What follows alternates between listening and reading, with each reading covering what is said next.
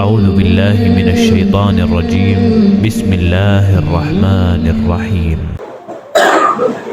السلام عليكم ورحمة الله وبركاته.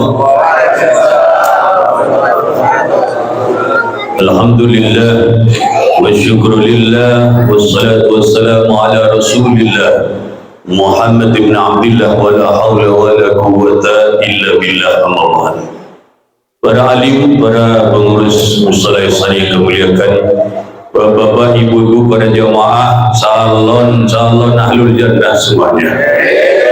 Adanallahu wa iyyakum ajmain.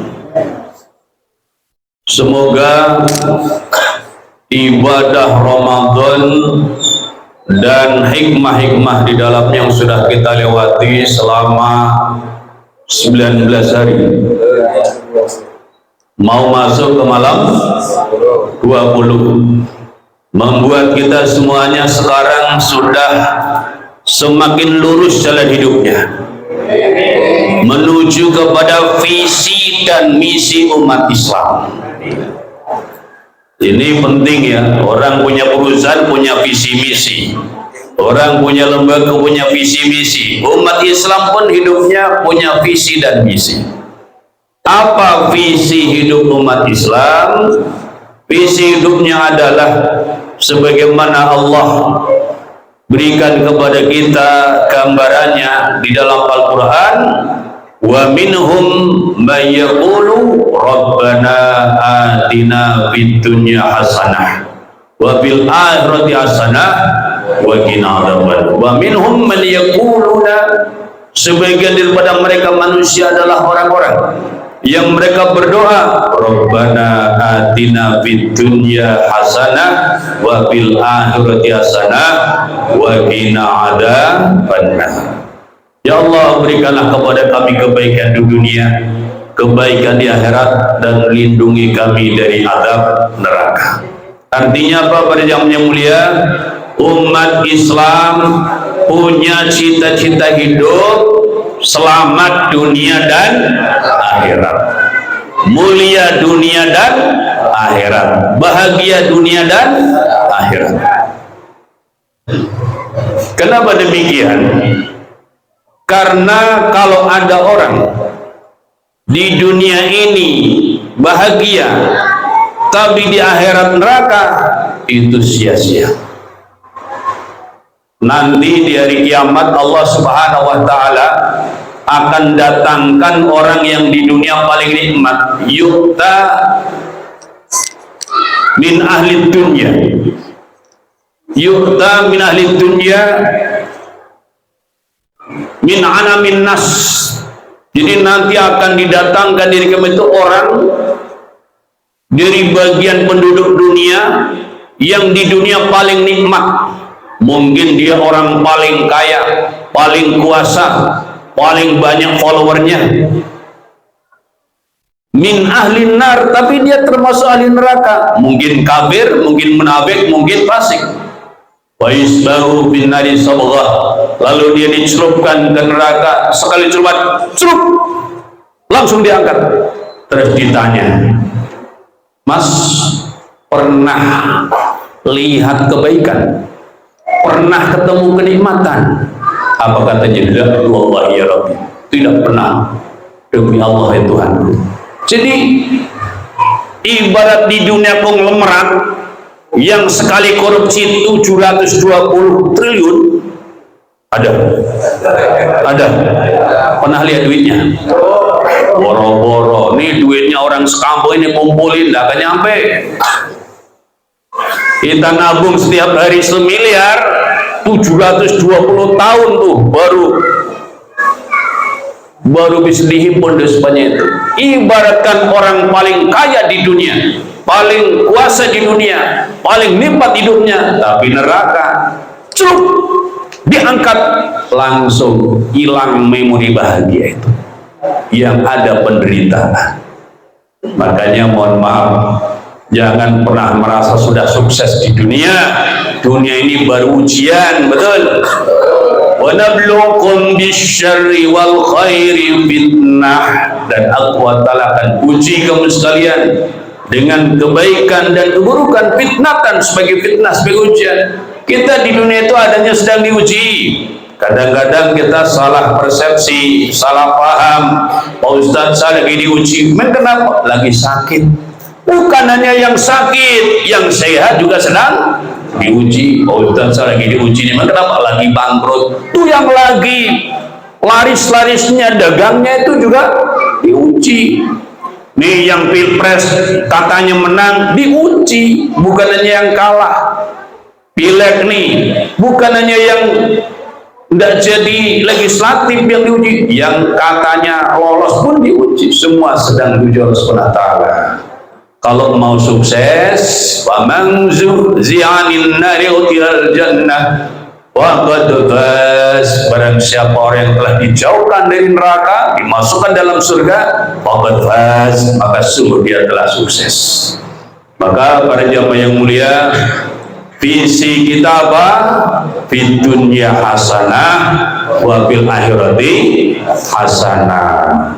Sebab apa para jamaah tadi? Kalau orang di dunia katanya paling nikmat, tapi kemudian di akhirat neraka, sekali celupkan neraka, lenyap memori dan kenangan tentang kebahagiaan dunia. Pun sebaliknya, wa yu'tabi asyadin nasi bu'san fid dunya min ahlil jannah. Didatangkan orang yang di dunianya itu paling susah, paling sengsara, paling menderita, yang dia itu termasuk penduduk surga.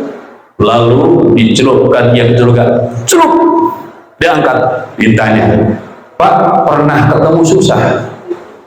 Pernah ketemu penderitaan? Tidak, tidak pernah.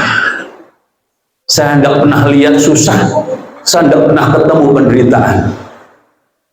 Satu celupan surga lewat semua kenangan kesusahan kehidupan. Jadi sabar para jamaah yang mulia. Kuncinya apa? Sabar. Sabar kita di dunia hidup sederhana, yang penting di akhirat masuk surga. Sabar di dunia dia tidak jadi orang paling kaya raya dan berkuasa, yang penting di akhirat masuk surga. Daripada di dunia katanya kaya raya berkuasa, tapi di akhirat nyungsep ke neraka, satu celupan neraka telah melenyapkan seluruh kenangan dan memori tentang kebahagiaan dunia. Maka sabar. Ini ngomong-ngomong yang udah tidak sabar berapa orang di sini? Saya dengar kabar katanya malam tanggal 1 penuh musolanya sampai luar-luar sono. Bener? Itu yang lain pada kemana sekarang? Itu tidak sabar, betul nggak? Tidak sabar nungguin akhir Ramadan. Jadi caranya bagaimana supaya sabar? Adalah malam ini saya sabar, besok lain urusan gitu. Tapi tiap malam ngomong gitu. Ya, malam ini sabar sampai habis Ramadan. Sebab para jamaah yang mulia, memang orang yang masuk surga itu sabar. Nanti kalau kita masuk surga, kok ada yang amin tadi? Allah biasa. Nanti kalau kita masuk surga, disambut malaikat, salamun alaikum tibtum bima sabartum. Gitu kata malaikat. Selamat, sukses untuk kamu sekalian, disebabkan kesabaran kamu sekalian. Sabar ini, kita mau sholat 20 rakaat sama 3 witir, suruh dengerin ceramah dulu. Dan ceramahnya tidak main-main, 1 jam. Ampok sampean itu. Bubar yakin itu. Para jamaah yang mulia, masya Allah, masya Allah. Ini Rasulullah itu sangat memikirkan ini. Karena di dunia ini kita payah. Coba tanyakan mana di dunia yang tidak payah. Tanya Pak Jokowi yang udah jadi presiden 2 periode, payah. Walaupun anaknya katanya mau menang nih jadi wapres, payah yakin. Belum lagi kalau nanti kena urusan, betul dah? Ada orang nih selama ini terkenal, waduh, kaya raya, masih muda, istri cantik, hartanya melimpah, anaknya ulang tahun diberikan pesawat, ada. Tahu-tahu kena urusan, korupsi tidak tanggung-tanggung, Pak Prabowo aja katanya hartanya 2 triliun, itu kaya banget. Lah ini sekali korupsi 700. Wah, pokoknya bingung ngomongnya. Ini kalau di penjara berapa tahun kira-kira? Ya, sampai kiamat belum selesai hukumannya. Masya Allah, kalau dihukum. Betul. Jadi Masya Allah, sabar. Pada jamaah yang mulia, dulu ketika Rasulullah mendapatkan surat Al-Duha sampai ayat yang kelima, wala sawfa yu'tika rabbuka fatarda, dan sungguh Tuhanmu akan berikan anugerah kepadamu lalu kau akan berita. Maka apa yang beliau lakukan? Kita baca di tafsir Jalalain, langsung beliau munajat, idzan la arda wahidun min ummati finnar. Kalau demikian ya Allah, aku belum ridho, aku belum rela, aku belum puas, sedangkan satu saja dari umatku masih ada di dalam neraka. Nah, makanya nih kita semuanya, terlebih Bapak Ibu sekalian, terutama lagi bapak-bapak kepala rumah tangga, tanggung jawab. Allah ingatin di Al-Quran, ku anfusakum wa ahlikum nar. Jaga dirimu dan diri keluarga kamu sekalian dari adab neraka. Sebab apa? Jangankan kita yang di dunia ini udah hidupnya sederhana, bahkan ada yang hidupnya kadang sengsara, masa di akhirat masuk neraka? Betul. Itu kalau kata orang Jerman kebelangsak itu. Kalau kata santrinya syakyun fid dunya wa syakyun fil akhirah, celaka dunia, celaka akhirat. Namun pada zaman tenang, bukan berarti kita ini diajarkan supaya di dunia sengsara, bukan. Tapi jangan sampai kita melupakan membangun keselamatan akhirat. Sebab apa? Islam itu al-Islam wa dinul ladzi ja'a bi sayyidina Muhammadun sallallahu alaihi wasallam li sa'adatil bashari bi ma'asim wa ma'dihim. Islam adalah jalan agama yang dibawa oleh junjungan kita Nabi besar Muhammad sallallahu alaihi wasallam. Untuk apa? Li sa'adatil bashari, untuk kebahagiaan manusia. Jadi Islam diturunkan bukan nyusahin, tapi biar kita hidupnya itu bisa bahagia. Di mana bahagia? Bima'asim, dalam hidupnya di dunia, wa ma'atim, dan kembali di akhirat. Ah, Pak Ustaz, tidak perlu Islam-Islaman, itu orang pada bahagia. Mungkin, tapi di mana? Pol-polan di dunia, tapi itu pun juga pasti sementara. Sebab namanya kenikmatan dunia itu qul mata'ud dunya qalil, katakan nikmat dunia itu dikit. Quran yang menyebutkan, Allah Ta'ala menegaskan kenikmatan dunia itu dikit. Hari ini kita mengalami jam 1 siang melihat meja makan ada air bening saja, nikmat banget rasanya. Betul? Ada tempe sisa sahur aja, waduh kayaknya lezat banget ini. Betul? Menjelang maghrib sudah siap, itu zaman berpuasa, kayaknya mau masukin perut semua. Betul?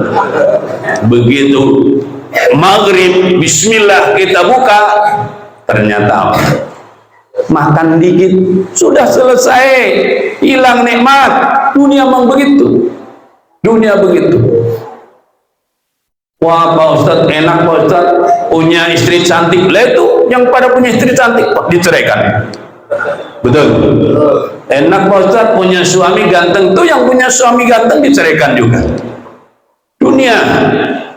Dunia itu bahwa malhayatud dunya ila madul ghurur. Tidak, dunia itu menjadi kenikmatan yang memperdaya, maka jadikan dunia sebagai bekal untuk membangun kenikmatan abadi di akhirat. Jadi disebut dengan bahwa dunia itu mazra'atul akhirah. Inna dunya mazra'atul akhirah. Maka para jamaah yang mulia, lalu misinya apa? Agar kita bisa mencapai visi kita di dunia sana wa bil sana. Misi hidup kita adalah ibadah. Apa bisa lihat? Wa ma khalaqtul jinna wal insa illa liya'budun. Tidaklah kuciptaan jin dan manusia kecuali untuk ibadah. Ibadah yang bagaimana maksudnya? Ibadah dalam arti seluruh aspek kehidupan. Tidak hanya seperti sholat, zikir dan doa, ini namanya ibadah mogok. Ibadah itu seluruh hidup kita dijadikan ibadah. Kalau tidak jadi ibadah, rugi kita. Termasuk orang kerja, niatkan bagian dari ibadah. Kalau orang kerja sekedar nyari duit, rugi. Sudah kerja sebulan gaji UMR, betul nggak kira-kira? Itu gajinya udah muncul. Jarang juga orang dapat zaman sekarang. Padahal kalau begitu udah dapat, dibelanjakan tidak cukup. Apalagi rumah masih kontrak, anak udah mulai sekolah, wah. Maka dari itu tidak apa-apa. Dunia kita jalani sekuat kemampuan. Yang penting kita sedang membangun kehidupan abadi di akhirat. Kuncinya apa pada zaman yang mulia? Kuncinya adalah ibadah itu ada 4. Ini adalah makalahnya Syekh Al-Mursi mengatakan al-qaulul abdi arba'atul lahum misalha. Waktu hidup manusia itu cuma ada 4, tidak ada yang kelimanya. Dari zaman Nabi Adam sampai kiamat hidup cuma begitu. Kalau 4 ini kita paham dan mampu kita menjalani, sukses hidup kita dunia akhirat. Tapi 4 ini tidak paham, seumur-umur kita hidupnya susah. Karena kita tidak bisa menghindar dari ini semua. Pertama apa? Waktu kita sedang dapat nikmat. Kalau sedang dapat nikmat, amalannya apa? Ibadahnya syukur. Alhamdulillah. Jadi kalau kita dapat nikmat, jangan lupa syukur. Alhamdulillah. Kalau dikatakan, wah bapak usahanya makin maju aja, anaknya pintar-pintar, soleh-soleh, kok bisa sukses begini? Bagaimana bisa mencapai semua ini? Hati-hati. Ada orang mengatakan, oh saya tidak mungkin mencapai semua ini kecuali kena campur tangan Allah. Benar tidak? Betul, tapi belum sempurna. Harusnya apa? Kalau dalam hati itu katakan alhamdulillah ada bi fadlillahi wa rahmati. Ini semua bisa tercapai karena fadl dan rahmat Allah, karena anugerah dan kasih sayang Allah Subhanahu wa ta'ala. Ini nanti dikaji lebih lanjut pengajian rutinnya. Nah yang kedua apa? Kalau kita sedang dalam waktu kena musibah, hidup itu kadang-kadang kena musibah, tidak bisa menghindar. Kalau sudah takdirnya tidak bisa dihindari. Kalau kena musibah, ibadahnya apa? Ibadahnya sabar. Alladzina idza asabat musibah qalu inna lillahi wa inna ilaihi raji'un. Kami milik Allah dan kepada kami kembali. Namanya milik Allah. Kalau Allah sedang melakukan sesuatu kepada kita, terima saja dengan baik. Kita milik siapa? Kalau Allah angkat, boleh tidak? Kalau sesuatu diturunkan, boleh tidak? Karena kita milik Allah, boleh tidak dibuat kita itu naik pangkatnya? Tapi kadang-kadang turun, kadang sehat, kadang sakit, boleh? Boleh kita protes? Tidak boleh. Kenapa? Karena kita milik. Tapi tenang, Allah tidak gratis. Nikmat yang memberi Allah, kadang Allah tarik jadi musibah, tapi Allah menyediakan kepada kita ampunan dosa, kemudian diangkat derajat dan doa yang akan diijabah. Kemudian yang ketiga apa? Kadang-kadang kita dalam hidup ini sedang seperti lagi taat, lagi jadi orang soleh. Kalau lagi jadi ahli taat, apa ibadahnya? Iktiraf, akui bahwa ibadah kita ini anugerah Allah. Wah, Bapak, alhamdulillah nih kelihatannya dari tanggal 1 Ramadan sampai malam 20 ini istiqomah dapat absen. Saya memang dari dulu soleh. Saya bapak ibu saya semuanya itu kiai punya kok.